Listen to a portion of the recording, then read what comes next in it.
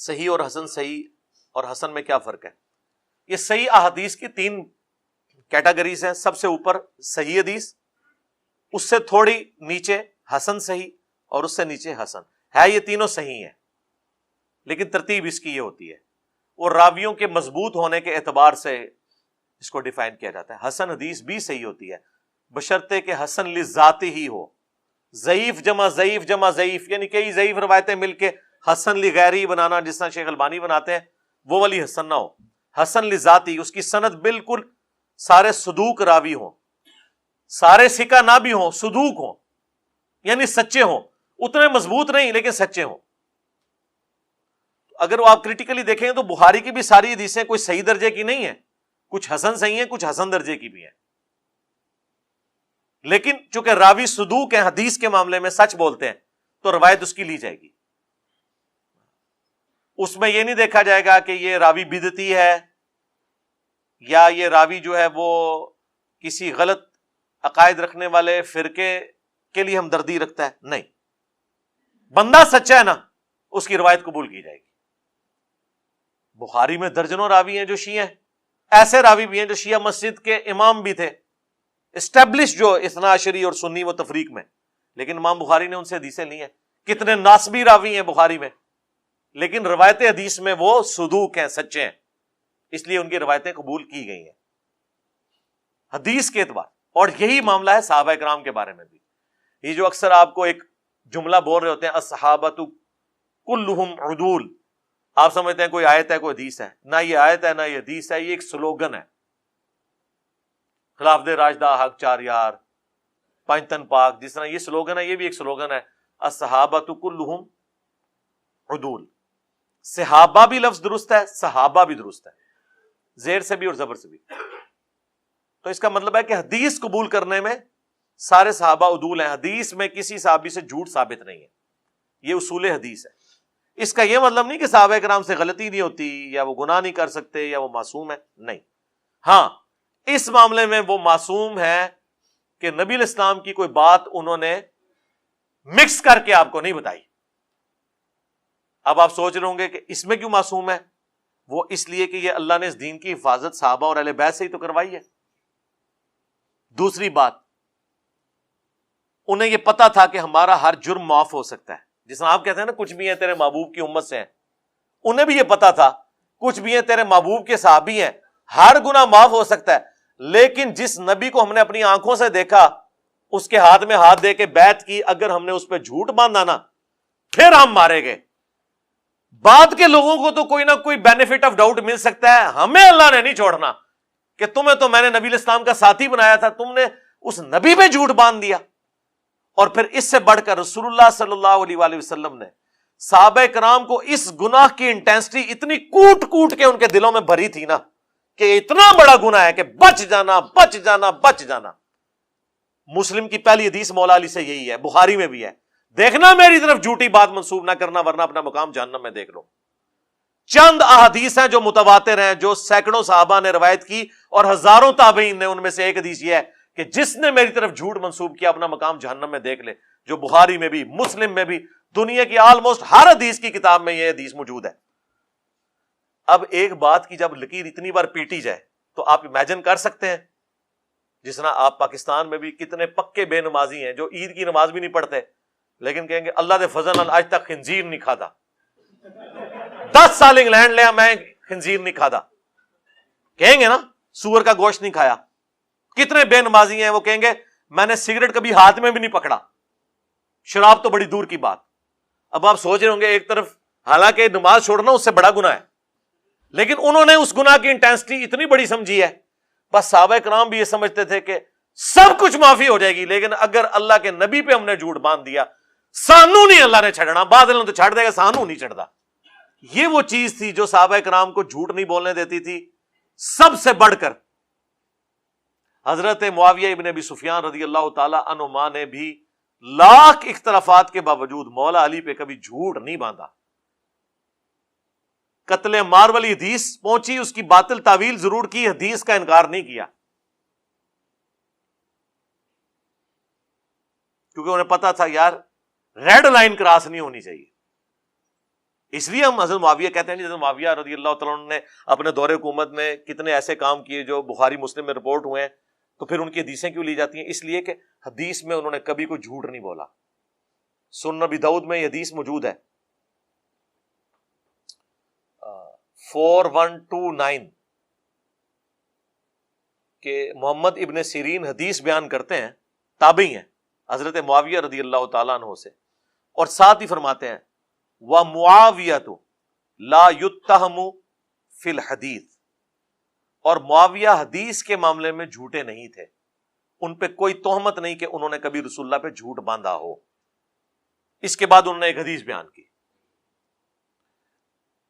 اس جملے میں انہوں نے حضرت معاویہ کی تعریف بھی کی اور حضرت معاویہ کی جو غلطیاں ہیں ان کی جسٹیفیکیشن اس اعتبار سے پیش کی کہ حدیث کے معاملے میں انہوں نے کوئی غلطی نہیں کی، اور معاویہ حدیث کے بارے میں متہم نہیں تھے، ان پہ کوئی تہمت نہیں کہ انہوں نے حدیث گھڑی ہو. یہ بات انہوں نے حضرت ابوبکر، عمر، عثمان اور علی سے حدیث بیان کرتے ہوئے کبھی نہیں کی. پوائنٹ ٹو بی نوٹڈ کہ وہ حدیث بیان کر رہے ہوں کہ حضرت علی نے فرمایا، اور آگے کہیں کہ حضرت علی پہ کوئی تہمت نہیں کہ انہوں نے کبھی جھوٹ بولا ہو حدیث کے معاملے میں. حضرت معاویہ کے لیے اس لیے کہ ان کو پتا تھا کہ حضرت معاویہ رضی اللہ تعالیٰ عنہ کے بارے میں محدثین کے ہاں، صحابہ اور تابعین کے ہاں، ان کے جو پولیٹیکل جو سٹانس ہے اس کی وجہ سے کئی چیزیں لوگوں کے دلوں میں کھٹکتی ہیں. تو یہ نہ ہو کہ میں حدیث بیان کروں تو لوگ کہیں یہ تو معاویہ کی حدیث ہے. تو حدیث کے معاملے میں چاہے حضرت معاویہ ہوں، مغیرہ ابن شعبہ ہوں، عمر ابن عاص ہوں رضی اللہ عنہ مجمعین، ایون بسر بن ابی ارطا، ایک نٹوریس ترین پرسنالٹی صحابی ہے، فتح مکہ کے موقع پر مسلمان ہوا ہے، لیکن آپ اسماء و رجال کی ساری کتابیں اٹھائیں، ابن حجر اسقلانی کی تقریب التہذیب اٹھائیں، تہذیب التہذیب اٹھائیں، اسی طریقے سے امام ذہبی کی کتابیں اٹھائیں، سب لوگ کہتے ہیں سوائے کلمہ پڑھنے کے کوئی خیر کی رتی اس بندے میں نہیں تھی. یہ وہی ہے جس نے حضرت معاویہ کی حکومت کو اسٹیبلش کرنے کے لیے حضرت علی کے علاقوں میں گھس کے شیعان علی کو قتل کیا ان کی خلافت میں. جن بچوں کے نام علی ہوتے تھے ان کو بھی قتل کر دیتا تھا، اتنی نفرت اہل البیت سے. لیکن آپ مسند احمد کھولیں، ایک چیپٹر ہے اس کا نام ہے مسند بسر ابن ابی ارطا. اب وہ شیعہ اعتراض کرتے ہیں کہ یار اس ظالم کو تو تم بھی مانتے ہو تو حدیثیں کیوں لی ہوئی ہیں؟ حدیثیں کہاں سے؟ یار ایک حدیث ہے، او نہیں کہ ایک حدیث گھڑی ہوئی، او نہیں اے حدیث بھی ٹھیک ہے. یہ مرزا جہل میں چھپا ہوا رافضی اہل سنت کا لبادہ اڑا ہوا وہ بدبخت ہر وقت ہر ٹائم اس خاندان کے اوپر حملہ آور، اس خاندان کی توہین و تشنیع کرنا. ایک حدیث گڑی ہوئی ہے، ایک حدیث گڑی ہوئی ہے، ایک حدیث گڑی ہوئی ہے، یعنی مفہوم گڑا ہوا. حدیث تو درست ہے، کہتا ہے عمار کو فیا باغیہ قتل کرے گا، وہ عمار کو جہنم کی طرف بلاتا ہوگا، معاذ اللہ، وہ عمار کو جہنم کی طرف بلاتا ہوگا. اور یہ جو جہنم کی طرف بلانے والا گروہ تھا نا معاذ اللہ، یہ امیر معاویہ کا تھا. امیر معاویہ نے قتل کیا تھا، امیر معاویہ معاذ اللہ جہنم کی طرف بلانے والے. دیکھ لو وابی بھی حدیث نو گھڑی ہوئی کہندے نے، ٹھیک ہے. بعد انہوں نے آیا کہ لتر پہن کے نہیں مفہوم گڑا ہویا. تو مفہوم بیان کرنا مامو پارٹی، مفہوم بیان کر کے دس نہ. تسی مبالغہ کر سکتے ہو، مبالغہ ادو ہوئے گا جو حدیث بیان کرو گے تو دسو گے جنہیں جنہیں بھی جرم کیتا ہے. مبالغہ لی حدیث نہیں بیان ہوگی ان کے منہ سے کبھی بھی 6220 مسلم کی، اور نہ صحیح بخاری کی 2812 کا یہ فارم کبھی بیان کر سکتے ہیں قتل عمار والی حدیث کا. تو بہر وہ بسر بن ابی ارطا کی مسند احمد یہاں ہمارے پاس پڑھی ہے، اس میں وہ حدیث ہے کہ نبی علیہ السلام نے دعا تعلیم کی، اللہم احسن عاقبتنا فی الامور کلہا واجرنا من خزی الدنیا وعذاب الاخرہ. میری فیوریٹ دعاؤں میں سے، اے اللہ ہمارے تمام کاموں کا انجام بہتر کر دے. یہ انگلش میں محاورہ ہے، all is well if end is well. تمام کاموں کا انجام بہتر کر دے اور ہمیں دنیا کی رسوائی اور آخرت کے عذاب سے بچا لے. یہ دعا بسر بن ابی ارطا نے روایت کی ہے، مسند احمد میں بھی ہے اور المستدرک للحاکم میں بھی ہے. اور امام حاکم جو صحیح شیعان علی میں سے تھے انہوں نے بھی حدیث لی ہوئی ہے اس کی. حضرت معاویہ سے بھی لی ہوئی ہے، اس سے بھی لی ہوئی ہے. یہ ہارڈ لائنر ہیں حضرت علی کے اعتبار سے، اس لیے ان کے اوپر شیعہ ہونے کا الزام بھی لگا. اہل سنت کے جو چند محدثین جنہیں شیعہ کہا گیا، اور شیعہ ان معنوں میں نہیں کہ رافضی، شیعہ وہ جو حضرت علی کی باقی صحابہ پہ فضیلت کے قائل ہیں، ان میں امام حاکم بھی ہیں جنہوں نے المستدرک للحاکم لکھی، لیکن انہوں نے حضرت معاویہ سے بھی حدیثیں لی ہیں، حضرت مغیرہ سے بھی لی ہیں، حضرت بصر ابن ارطاء سے بھی لی ہیں، اور لیکن ان کو سنی اس لیے مانا جاتا ہے، بہرحال وہ چاروں خلفاء کو مانتے ہیں. پہلے حضرت ابوبکر کی شان میں، پھر حضرت عمر، عثمان، علی، پھر حضرت عثمان کے دفاع میں بھی حدیث لیتے ہیں. وہ اس اعتبار سے الصحابۃ کلہم عدول کا مطلب ہے کہ روایت حدیث میں تمام صحابہ کی حدیثیں لی جائیں گی، یہ مطلب ہے. اس کا یہ مطلب نہیں ہے یہ پڑھ کے تو آگے کچھ اور نکال رہے ہوتے ہیں. جس طرح ہمارے لوگ جو ہے آیت پڑھتے ہیں یا ایھا الذین آمنوا اطیعوا اللہ واطیعوا الرسول واولی الامر منکم، اور کہتے ہیں اس سے امام حنیفہ کی تقلید واجب ہوگی. اولی الامر منکم میں امام حنیفہ کہاں سے آ گئے؟ یہ حکمران کا ذکر ہے، اور وہ بھی اوپن لائسنس نہیں آ گیا فَإِن تَنَازَعْتُمْ فِي شَيْءٍ فَرُدُّوهُ إِلَى اللَّهِ وَالرَّسُولِ. حکمران سے بھی جھگڑا ہو سکتا ہے، فیصلہ پھر بھی کتاب و سنت اللہ اور اس کے رسول سے ہوگا عز و جل وصلی اللہ علیہ وآلہ وسلم. تو آپ دیکھا کریں وہ بات کون سی ہو رہی ہے. صحیح مسلم میں جو حدیث ہے 240 علی سے محبت نہیں رکھے گا مگر مومن، علی سے بغض نہیں رکھے گا مگر منافق. اس حدیث کے حساب سے تو حضرت معاویہ کا مولا علی سے کس درجے کا بغض تھا، اس کے بارے میں کافی دفعہ بول چکا ہوں کہ جو شخص بھی دشمنی یا بغض رکھے اس کا یہ مطلب نہیں ہے کہ اس کو اس سے ذاتی کو دشمنی ہو گئی ہے. اس کو تعویل کی غلطی بھی لگ سکتی ہے، دنیا کی محبت کا غلبہ بھی ہو سکتا ہے. حضرت معاویہ کی تو آپ کو مثال ویسے ہی سمجھ نہیں آئے گی، ظاہر ہے کہ اس کے بارے میں تو ایک بڑی زیادہ احادیث اور پھر ہارڈ لائن آپ لے لیں گے. میں آپ کو کہتا ہوں ان کو تو چھوڑ دیں. سیدہ عائشہ جو تھی سلام اللہ علیہا، کیا انہوں نے حضرت علی سے جنگ نہیں کی ہے؟ تو ہم کیا کہیں گے کہ وہ مومنہ نہیں تھی؟ جبکہ بخاری میں عمار ابن یاسر کا خطبہ موجود ہے کہ عائشہ دنیا اور آخرت میں تمہارے نبی کی بیوی ہیں، یعنی ان کا مرتبہ کم نہیں ہوا. عمار ابن یاسر سے بڑا کوئی شیعہ ہے نا اس زمانے کا یا آج کا تو کلیم کرے ذرا. کوئی بھی کلیم نہیں کر سکتا. جو حضرت علی کے اتنے خاص ہیں کہ وہ کوفے میں ان کو بھیج رہے ہیں حضرت حسن کے ساتھ کہ آپ جا کے لوگوں کو آمادہ کریں کہ یہ جو حضرت عائشہ طلحہ اور زبیر آ رہے ہیں ان کے اس فتنے کو آپ نے روکنا ہے، جنگ جمل جو ہو گئی بعد میں. لیکن آخرت میں مرتبہ انہوں نے کم نہیں کیا. تو اس میں کیا الفاظ ہیں؟ اللہ تمہیں آزمائے گا کہ تم عائشہ کی اطاعت کرتے ہو یا اللہ کی اطاعت، کیونکہ اس وقت خلیفۃ المسلمین کی اطاعت اللہ کی اطاعت ہے. حضرت عائشہ کا جو وہ خلیفہ وقت کے خلاف خروج ہے اس کو عمار ابن یاسر نے ان کے بے ایمان ہونے سے تشبیہ نہیں دی، نہ اسے بغض علی قرار دیا ہے. یہ قرار دیا ہے کہ ان کو گیون سرکمسٹانسز کے اندر ایک بات غلط سمجھ آئی ہے، کیونکہ اس زمانے میں علم غیب نہیں تھا نہ ہوتا. علم غیب جڑا تسی بنایا سی نا وہ صحابہ کی جنگوں نے ہی بتا دیا کہ علم غیب تے شاہی کوئی نہیں رہا. ہاں وہ صرف انبیاء کا خاصہ ہے، انہیں اللہ تعالیٰ علم الغیب دیتا ہے. وَمَا كَانَ اللَّهُ لِيُطْلِعَكُمْ عَلَى الْغَيْبِ، تمہاری کیا اوقات ہے کہ اللہ تمہیں غیب پر اطلاع دے. وَلَكِنَّ اللَّهَ يَجْتَبِي مِن رُّسُلِهِ مَن يَشَاءُ، اللہ چن لیتا ہے اپنے رسولوں میں سے جسے چاہتا ہے. تو صحابہ کرام کو اگر علم غیب ہوتا ہے، یہاں پہ لوگ کہتے ہیں نہیں غلط فہمی ہوگی سی جو باغیاں نے لڑاتا فلانے نے، اللہ تو بندے باج تکاں گے. پہلے دسو علم غیب کتے گیا؟ دیکھو کیسا دماغ گیا میرا رحمانی دماغ کتے گیا کہ تواڈے سارے شیطانی دماغ 1400 سال دے غلط عقیدے تانوں پڑھاندے رہے انج غائب ہو گئے نے کہ علم غیب کتے گیا. آپ تو کہتے ہیں کہ جی عبد القادر جیلانی اور غوث جو ہوتے ہیں وہ پوری کائنات کو ایک ذرے کی طرح ہتھیلی پہ دیکھ رہے ہوتے ہیں، اور صحابہ کرام کے گھوڑے کے قدموں کی خاک کو کوئی غوث کتب ابدال نہیں پہنچ سکتا. ہاں ہن دسو علم غیب کتے گیا؟ دل دا حال جاننا کتے گیا؟ کیوں نہیں حضرت عائشہ کو حضرت علی کے دل کا حال پتا چلا؟ حضرت زبیر تو جنگ میں آگے، حاکم میں اور مسند احمد میں آتا ہے حدیث بھی بھول چکے تھے، حضرت علی نے یاد کروایا کہ یاد ہے زبیر حضور نے تجھے کہا تھا تو ظالم ہوگا جب تو علی سے لڑ رہا ہوگا. تو وہ گھوڑے کو اڑی لگا کے وہاں سے نکل گئے. ان کا میں بھول گیا تھا. وہ قرآن میں آیا حضرت یوسف کا صحابی بھول گیا تھا، 9 سال بعد اسے یاد آیا. حضرت یوسف نے کہا تھا نا جب تم آزاد ہوئے تو بادشاہ سے میرا ذکر کرنا. 9 سال بھول گیا، اتنا بڑا واقعہ بھول گیا. جس بندے کی بشارت پہ وہ قید خانے سے نکلا، پھانسی کی سزا اس کی ختم ہوئی، کوئی چیز نہیں بولنی چاہیے تھی تو یہ تھی.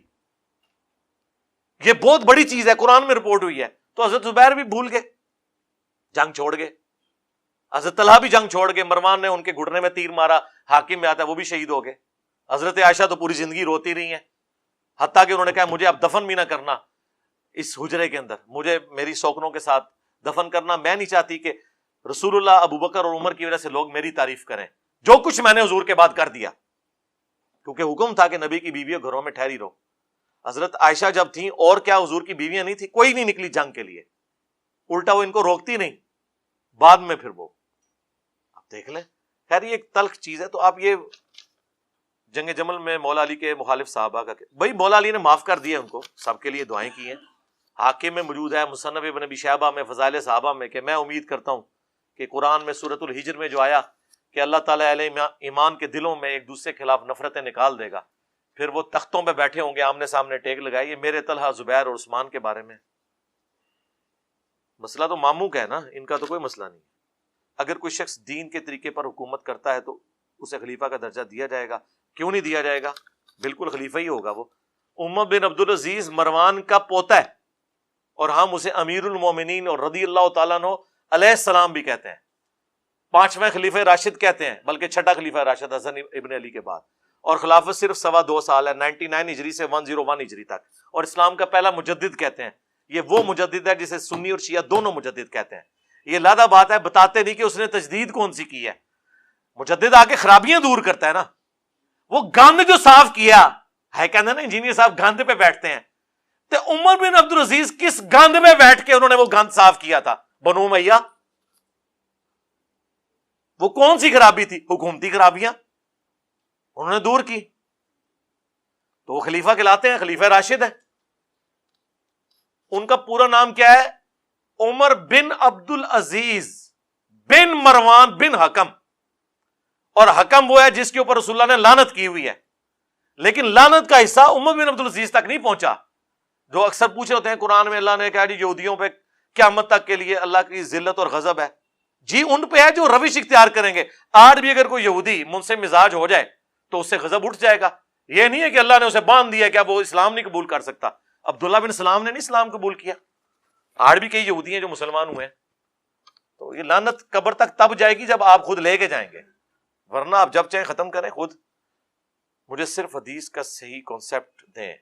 جی کانسیپٹ لے لیں، ریکارڈ ہے.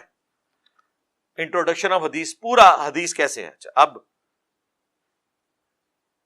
حضور کے زمانے کی بات کی باتیں بھی حدیث. جی حدیث ہی ہوتی ہیں. حدیث کا مطلب ہوتا ہے بات. کیا مطلب ہوتا ہے؟ بات. محدثین کے ہاں جو نبی علیہ السلام نے فرمایا اسے کہتے ہیں حدیث مرفوع، کہ یہ رسول اللہ تک پہنچتی ہے. ارفا کہتے ہیں بلند کرنے کو، جس طرح ہمارا یہ سطح مرتفع ہے. ایک ہوتی ہے حدیث موقوف، جو کسی صحابی کا قول ہوتا ہے، جیسا کہ مولا علی کا قول کہ میری وجہ سے 2 فرقے جہنم میں جائیں گے، ایک میری محبت میں غلو کر کے، ایک میری دشمنی میں. اب یہ نبی اسلام سے نہیں وہ بیان کر رہے، خود بیان کر رہے ہیں اپنے بارے میں. اسے حدیث ہی کہا جاتا ہے، حدیث موقوف. اس سے نیچے آ جائے تابعین کے اقوال بھی جو ہیں وہ بھی احادیث ہوتی ہیں. اگر وہ نبی اسلام کے ریفرنس سے بیان کریں تو وہ حدیث نہیں ایکسیپٹ ہوتی جب تک وہ سند پوری نہ کریں. اور جو ان کا اپنا قول ہوتا ہے نا، اس کو ایکسپرٹ کے طور پہ حدیث کے طور پر لیا جاتا ہے. اب بخاری مسلم یا حدیث کی کتابیں جو ہے نا، ان میں یہ ساری چیزیں آپس میں گندی ہوئی ہوتی ہیں. حدیث موقوف، حدیث مرفوع، حدیث مقطوع، یہ سب کی سب ایک جگہ جمع ہوتی ہیں ایک حدیث کے اندر. اسی لیے اسے حدیث بھی کہا جاتا ہے. اوور آل حدیث ویسے اس کو مثلا اب یہ جو 3748 کا آپ نے حوالہ لکھا ہے کہ وہ کہہ رہے ہیں یہ تو واقعہ بعد میں ہوئے، حدیث کیسے ہے، حدیث کیسے بنی.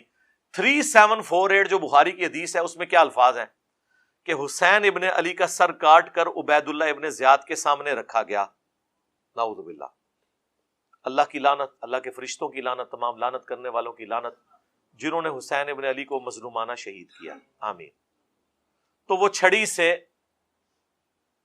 ان کے سر مبارک کو کریدنے لگا اور ان کے حسن کے بارے میں کوئی کلام کیا انس ابن مالک وہاں کھڑے تھے، انہوں نے فرمایا کہ سب سے زیادہ رسول اللہ کے ہم شکل حسین ابن علی تھے۔ یہ ہے 3748 جس کو آپ نے پوچھا کہ یہ حدیث کیوں ہے، اس لیے کہ اس میں رسول اللہ کا کیا نام نہیں آیا نا۔ دوسرا، یہ حدیث سے مرفوع بھی ہے اس حوالے سے کہ انس ابن مالک نے رسول اللہ کو نہ صرف دیکھا ہے بلکہ 10 سال وضو کروایا، بخاری مسلم میں۔ اور انس ابن مالک کہہ رہے ہیں کہ حضرت حسین ابن علی رسول اللہ کے ہم شکل ہیں۔ حضور کا ہم شکل ہونا، حضور کے ساتھ شکل کا ملنا، یہ نبی علیہ السلام کی حدیث بن گئی نا۔ حدیث صرف حضور کا فرمان تو نہیں ہے، جو آپ کر کے دکھائیں وہ بھی حدیث ہے، جس پہ آپ خاموش ہوں وہ بھی حدیث ہے، حدیث تقریری، حدیث قولی، حدیث فعلی، نبی علیہ السلام کے ہم شکل۔ حدیث موقوف بھی ہے کہ حضرت انس ابن مالک بیان کر رہے ہیں، وہ ان کی اپنی بات بھی ہے، اور وہ واقعہ نتھی ہو گیا اس کے ساتھ، لہذا یہ سب کا سب اکٹھا ہو گیا بخاری میں، اور سند ایک ہی ہے، سند ایک ہے۔ اب یہ نہیں ہو سکتا کہ میں اس کا ٹکڑا لے لوں کہ حسین جو ہے وہ رسول اللہ کے ہم شکل تھے اور باقی میں جملہ چھوڑ دوں کہ حسین کا سر کاٹ کے سامنے رکھا گیا۔ کیوں چھوڑیں گے؟ راوی تو ایک ہی ہے جو بیان کر رہا ہے، سمجھ آئی بات کی؟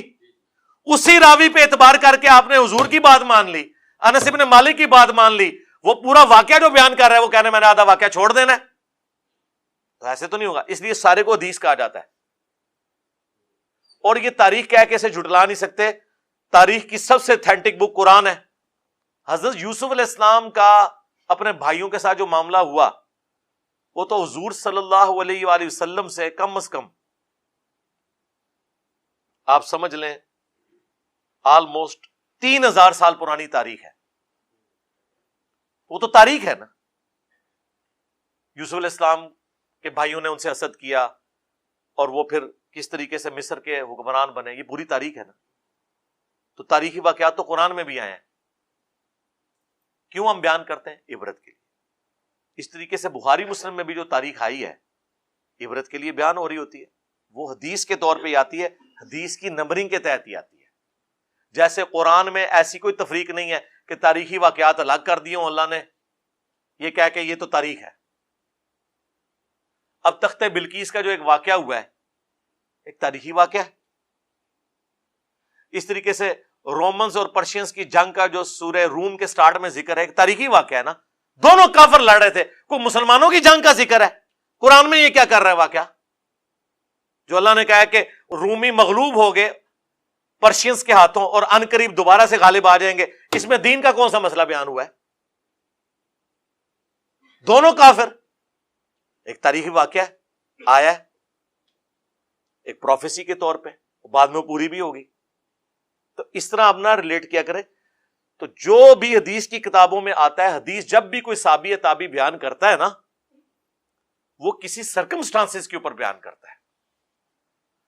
جس طرح مسلم شریف میں حدیث ہے، میں نے کربلا والے ریسرچ پیپر میں ڈالی ہوئی ہے کہ حضرت معاویہ نے اناؤنسمنٹ کی مال غنیمت کے جو سامان آئے تھے سونے اور چاندی کے، اور فوجیوں کو کہا کہ اپنی تنخواہوں کے عوض جو ہے نا اپنی اپنی مرضی کے برتن اٹھا لو، تو وہاں پہ صحابی کھڑے ہو گئے۔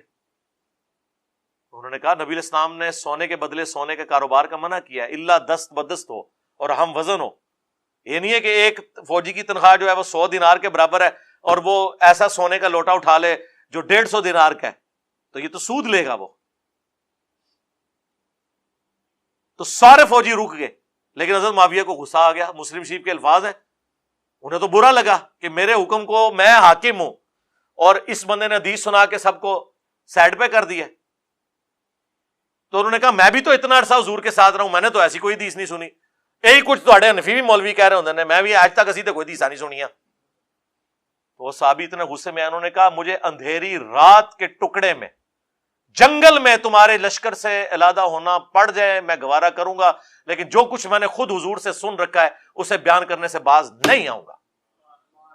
ہاں، یہ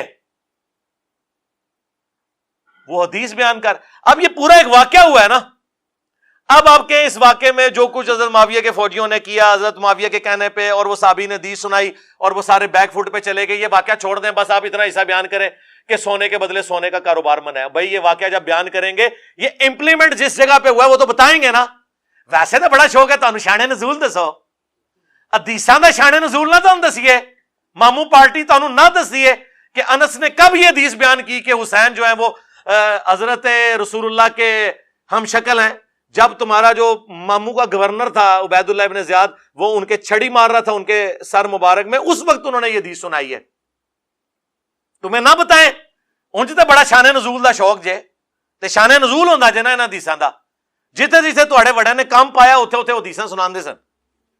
تو پھر وہ سارے واقعے کو محدثین ایک جگہ جمع کرتے ہیں اور اس پورے کو حدیث ہی کہا جاتا ہے, حدیث ود تفسیر. سمجھ آ گئی بات کی؟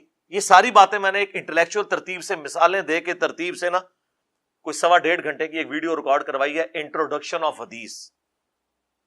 اس میں منکرین احادیث کے بھی جوابات ہیں, ناسبیوں کے بھی جوابات ہیں, ساروں کے جوابات ہیں.